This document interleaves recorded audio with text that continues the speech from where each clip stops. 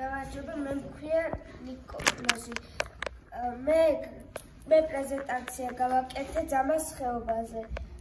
ძამას ხეობა ხიდაკარში მდებარეობს და აერთიანებს 50-მდე კულტურული მემკვიდრეობის ძეგლს. შეგიძლიათ მოინახულოთ უძველესი მონასტრები, ციხესიმაგრე და ისე ამოვნოთ ულამაზესი ბუნებით. ამ ხეობის სახელი მდინარე ძამას გამო დაერქვა. ხეობა ზღვის დონიდან 2140 მეტრზე მდებარეობს. რუკაზე შეგიძლია გაჩვენო რომელ ადგილს? აი ამ შიდა ქალზე საუბრობ შენს. ვინ დაგეხმარა ხატვაში? დედა.